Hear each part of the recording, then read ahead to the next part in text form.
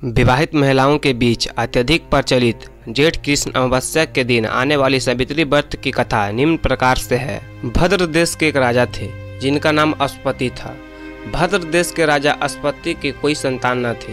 उन्होंने संतान की प्राप्ति के लिए मंत्रोच्चारण के साथ प्रतिदिन 1 लाख आहुतियाँ दी। 18 वर्षों तक यह कर्म जारी रहा। इसके बाद सावित्री देवी ने प्रकट होकर वर दिया कि राजन, तुझे एक तेजस्वी कन्या पैदा होगी। सावित्री देवी की कृपा से जन्म लेने के कारण से कन्या का नाम सावित्री रखा गया। कन्या बड़ी होकर बेहद रूपवान हुई। योग वर न मिलने की वजह से सावित्री के पिता दुखी थे। उन्होंने कन्या को स्वयं वर तलाशने भेजा। सावित्री तपोवन में भटकने लगी। वहाँ साल्व देश के राजा हुमतसेन रहते थे, क्योंकि उनका राज किसी ने छीन लिया था।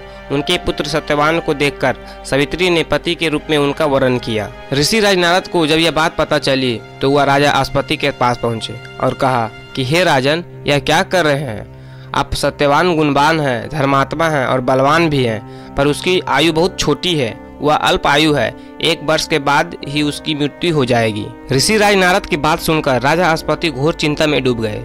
सावित्री ने उनसे कारण पूछा तो राजा ने कहा, पुत्री, तुमने जिस राजकुमार को अपने वर के रूप में चुना है वह अल्प आयु है। तुम्हें किसी और को अपना जीवन साथी बनाना चाहिए। इस पर सावित्री ने कहा कि पिताजी, आर्य कन्याएं अपने पति एक बार ही वरण करती है।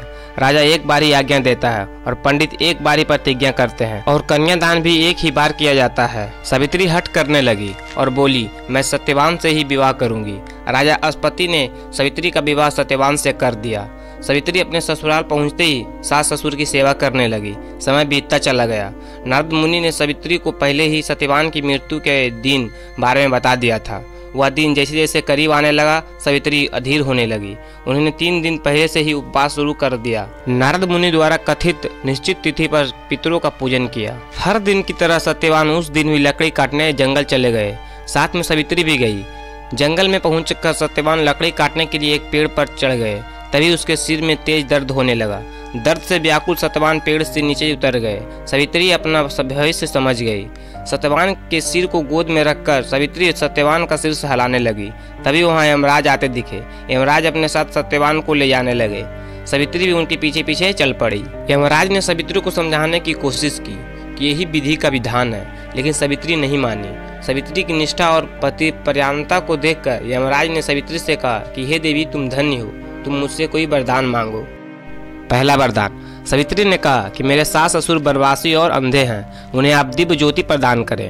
यमराज ने कहा, ऐसा ही होगा, जाओ अब लौट जाओ। लेकिन सावित्री अपने पति सत्यवान के पीछे पीछे चलती रही। यमराज ने कहा, देवी तुम वापस जाओ।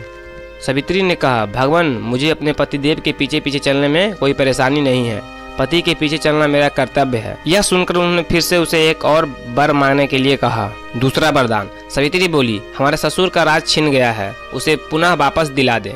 यमराज ने सावित्री को यह वरदान भी दे दिया और कहा, अब तुम लौट जाओ। लेकिन सावित्री पीछे पीछे चलती रही। यमराज ने सावित्री को तीसरा वरदान मांगने को कहा। तीसरा वरदान। इस पर सावित्री ने 100 संतानों और सौभाग्य का वरदान मांगा। यमराज ने इसका वरदान भी सावित्री को दे दिया।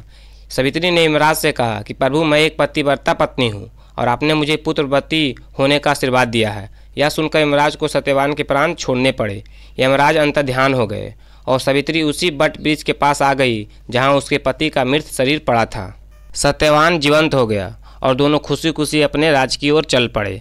दोनों जब घर पहुंचे तो देखा कि माता पिता को दिव्य ज्योति प्राप्त हो गई है। इस प्रकार सावित्री सत्यवान चिरकाल तक राजसुख भोगते रहे। अतः पतिव्रता सावित्री के अनुरूप ही प्रथम अपने सास ससुर का उचित पूजन करने के साथ ही अन्य विधियों को प्रारंभ करें। वट सावित्री व्रत करने और इस कथा को सुनने से उपवासक के वैवाहिक जीवन या जीवन साथी की आयु पर किसी प्रकार का कोई संकट आया भी तो वो टल जाता है। आई होप गाइज आपको ये कथा पसंद आई तो मेरे चैनल को एक लाइक एक सब्सक्राइब जरूर कीजिएगा। मिलते हैं किसी नेक्स्ट वीडियो में।